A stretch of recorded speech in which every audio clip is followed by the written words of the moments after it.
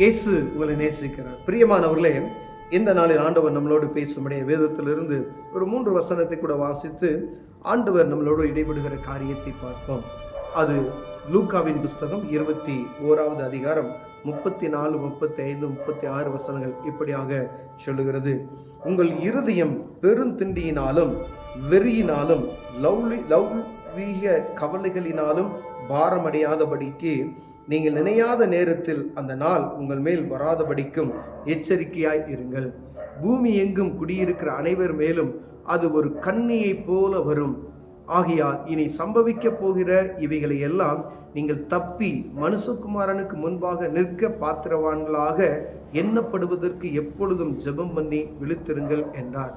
பிரியமானவர்களே, ஆண்டவர் அவர் பாடுகள் அனுபவிப்பதற்கு முன்பதாக சீசர்களை பார்த்து, இஸ்ரவேல் ஜனங்களை பார்த்து, ஆண்டுடைய பிள்ளைகளை பார்த்து, இந்த பூமியில் இருக்கிற எல்லா சகல கூத்திரத்தாரையும் ஜனங்களையும் உலகமெங்கும் இருக்கிற மக்களை பார்த்து ஆண்டவர் சொல்லுகிறது, உங்கள் இருதயம் பெரும் திண்டியினாலும் வெறியினாலும் லௌகீக கவலைகளினாலும் பாரமடையாதபடிக்கு நீங்கள் நினையாத நேரத்தில் அந்த நாள் உங்கள் மேல் வராதபடிக்கும் எச்சரிக்கையாய் இருங்கள்.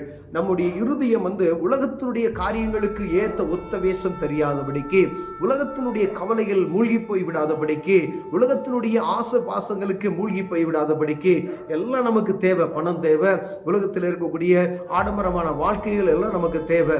ஆனால் அதுவே வாழ்க்கையாய் மாறி போகாதபடிக்கு மறுமை ஒரு வாழ்க்கை உண்டு என்பதை அறிந்து செயல்பட முடியாது. ஒரு மனிதனுக்கு தேவை இன்னது என்றால் அவ்வளோதான் சாப்பிட முடியும். ஒரு உணவு ஒரு பிரியாணி வாங்கி சாப்பிடணும் அப்படின்னா அந்த ஒரு பிரியாணி தான் சாப்பிட முடியும். ஒரு பிரியாணி சாப்பிட்றவனை தூக்கி 10 பிரியாணி சாப்பிட்டா என்ன ஆகும் அப்படின்னு சொல்றது நமக்கு தெரியும். அது நிமித்தம் அது ஒரு பிரயோஜனம் இல்லை. அப்போ நம்முடைய கவலைகள் அளவுக்கு மீறி உலகத்தினுடைய வருமானத்துக்கு அளவுக்கு மீறி நம்ம சொத்து சேர்க்கணுன்ற எண்ணங்கள் வராதபடிக்கு இன்னொரு வாழ்க்கை உண்டு. ஒருவேளை நான் பணம் எப்போ பார்த்தா என் குடும்பத்துக்கு பணம் சம்பாதிக்கிறேன், குடும்பத்துக்கு பணம் சேர்க்கிறேன் அப்படின்ற எண்ணங்கள் ஆட்கள் உண்டு. ஆனாலும் ஆண்டவர் சொல்லுகிறார், அதுதான் காரியம் அல்ல. அந்த லௌகீக இச்சை நம்ம வராதபடிக்கு காத்துக்கொள்ளுங்க அப்படின்னு சொல்லுகிறார். ஏன்னா பெருந்திண்டியினாலும் எப்பொழுதும் நம்ம எல்லாம் அந்த உலகப்புறமான காரியத்தில் நம்ம கவலைப்படாதபடி பாதுகாத்துக் கொள்ளுங்க. அதே போல நீங்க நினையாத நேரத்தில் அந்த நாள் வரும். எந்த நாள்? ஆண்டவருடைய வருகை வரும் என்று சொல்லப்படுகிறது. அது வருகை வரக்கூடிய தாங்கிக் கொள்ளும் மனிதன் ஒருவனும் கிடையாது. பிரியமானவர்களே, அந்த நாள் வரும் என்று சொல்ல, அது ஒரு கண்ணியை போல வரும் என்று சொல்லப்படுகிறது. ஒரு காட்டுக்குள்ள வைக்கப்படுகிற கண்ணிகளை நம்ம அறிந்திருக்கிறோம். அங்க வரக்கூடிய மிருகங்களோ ஏதோ ஒரு பறவைகளோ அங்கு கண்ணி இருக்கிறது அதுக்கு தெரியாது. அது நடந்து ஒரு திடீர்னு அது மேல படும், அது மாட்டிக்கொள்ளும். பிரியமானவர்களே, அதே போலதான் இங்கு நடக்கக்கூடிய பூமியில நடக்கக்கூடிய காரியங்கள் ஆண்டவருடைய வருகைக்கு எப்போ வரும் அப்படின்னு யாருக்குமே எந்த நேரத்தில் வரும் என்று சொல்ல முடியாது. ஆனா கண்ணியை போல உங்கள் மேல் விழுகும் என்று சொல்லப்படுகிறது. அப்ப எவ்வளவு ஜாக்கிரதையா இருக்கணும் அப்படின்னு சொல்றதுக்கு ஆண்டவர் கடைசியாக அவர் அநேக வார்த்தைகளை ஜனங்களுக்கு போதிக்கும் பொழுது இந்த காரியத்தை உபதேசிக்கிறதை நாம் பார்க்க முடிகிறது. பிரியமானவரே, ஆகையால் இனி சம்பவிக்க போகிற இவைகள் எல்லாம் நீங்கள் தப்பி மனுஷகுமாரனுக்கு முன்பாக நிற்கும்படியாய் அவருக்கு பாருங்க, இந்த காரியம் எல்லாம் நடக்க போகுது. இதுக்கெல்லாம் நீங்க தப்பி தேவ சமூகத்தில் போய் ஆண்டவர் வருகைக்கு நிற்கும்படியாய், அவர் வரும்பொழுது உங்களை அழைத்து செல்லும்படியாய், ஆண்டவர் முன்பதாய் பரிசுத்தமுள்ள மனிதர்களாய் நிற்கத்தக்கதான பாக்கியமுள்ளவர்களாய் நீங்க நிற்கும்படிக்காய் அவர் சொல்றாரு, பாத்திரவனாக எண்ணப்படுவதற்கு எப்பொழுதும் ஜெபம் பண்ணி விழித்திருங்கள் என்று சொல்லுகிறார். விழித்திருங்க, தூக்கத்திலிருந்து விழித்திருக்குவதற்கு அல்ல, எப்பொழுதும் ஜாக்கிரதை உள்ளாய். ஒரு போர்ச்சேவன் எப்படி அவர் எந்த நேரத்தில் விழிப்புணர்வோடு இருப்பார்களோ அதே போல உலகத்தில் நடக்கக்கூடிய காரியங்களை நாம் பார்க்கிறோம். அந்த காரியங்கள் எல்லாம் பார்த்து விழித்திருக்கணும். அது ஒருவேளை மந்த இருதயம் கொண்டவர்களா இல்லாதபடி, ஏதோ எங்கேயோ ஒரு காரியம் நடக்கிறது என்று அப்படி சொல்லிவிட்டு போகாதபடிக்கு, இந்த பூமியில உங்க நாளைக்கு போர் நடக்குது, இந்த போர் நிமித்தம் வரக்கூடிய காரியங்கள் என்னவா இருக்கும்? ஏதோ திடீர்னு ஒரு குண்டு விழுகுது, அங்க இருக்கிற ஜனங்கள் 1000 பேர் மரித்து போய் விட்டார்கள், குழந்தைகள் மரித்து போய் விட்டார்கள் என்று சொல்லப்படுகிறது. பிரியமானவர்களே, இதுதான் திடீர்னு கண்ணியை போல அந்த மனிதர்கள் மேல் வரும் என்று சொல்லப்படுகிறது. இதுக்கெல்லாம் நம்ம தப்பி ஆண்டவர் சமூகத்துக்கு நேரா நிக்கணும் அப்படின்னா ஜெபம் செய்தால் மாத்திரமே, தேவ சமூகத்தில் காத்திருந்தால் மாத்திரமே, அவரை பற்றி கொண்டால் மாத்திரமே தான் இப்படிப்பட்ட காரியங்களுக்கெல்லாம் தப்பி தேவ சமூகத்தில் போய் நிற்க முடியும். அவரை நோக்கி பார்க்கிறவர் ஒரு நாள் வெட்கப்பட்டு போனதில்லை என்று வேதம் சொல்லுகிறது. பிரியமானவர்களே, அப்படின்னா அவரையே சார்ந்திருக்கிற மனிதர்கள் எவ்வளவு பெரிய ஆபத்து ஆபத்து வந்தாலும் அவர் பாதுகாத்து வழிநடத்த வல்லமையுள்ளவராக இருக்கிறார். ஆனா ஒருவேளை அவரை நோக்கி பார்க்காதபடிக்கு, தேவனை பற்றி அறியாதபடிக்கு நாம் இருப்போமையினால், அறிந்தும் அறியாத இருப்பவர்களை நாம் உலகத்தினுடைய கவலைகளுக்காய் ஓடிக்கொண்டு இருப்போமையினால், ஆண்டவர் வருகிற நாளை அறியாதபடிக்கு அதை குறித்ததான பாரமற்ற சூழ்நிலை நாம் இருப்போமையினால், அவர் வருகைக்கு தப்பித்துக் கொள்வதற்கு, அவர் வருகையில போய் நிற்பதற்கு நம்ம என்ன செய்ய முடியாது? தகுதியுள்ளவர்களாக இருக்க முடியாது.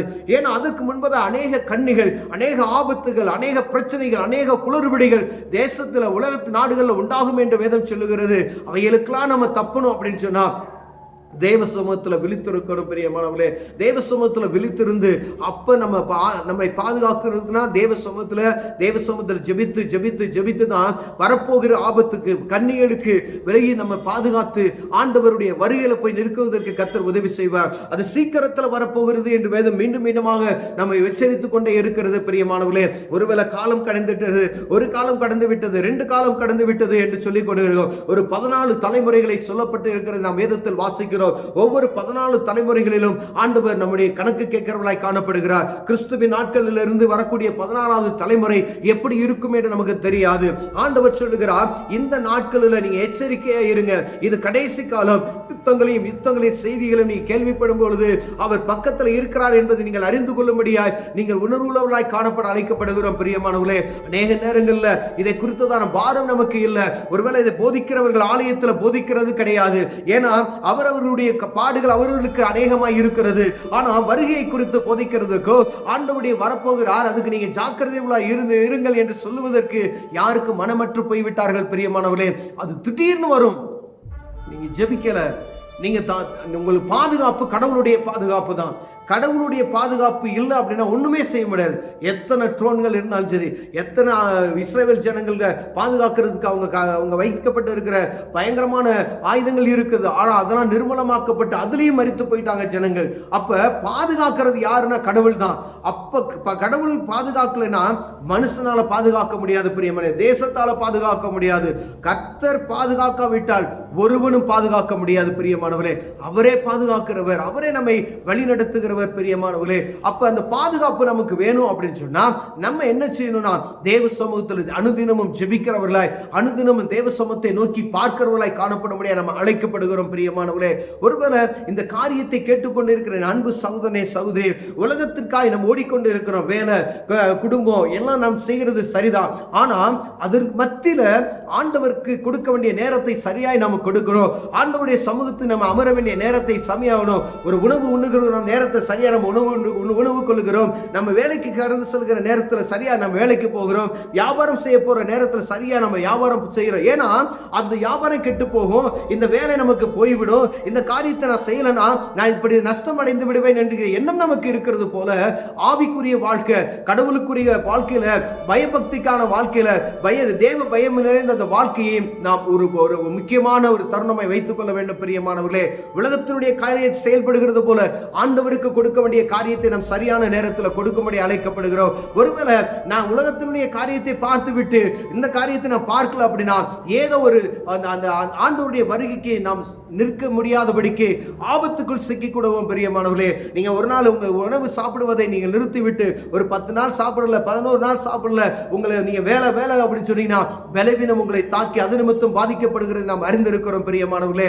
வியாபாரத்தை சரியாக மணி கவனிக்காத இருந்தோம் ஒரு பெரிய நஷ்டத்துக்குள்ள கொண்டு போய் விடுகிறதை நாம் பார்க்கிறோம். அதே போல ஆவிக்குரிய வாழ்க்கையில ஆண்டவருக்கும் மனிதனுக்கும் உள்ள தொடர்பை சரியாக வைத்துக் கொள்ளாவிட்டால் ஒரு ஆபத்து வரும் என்று சொல்லப்படுகிறது.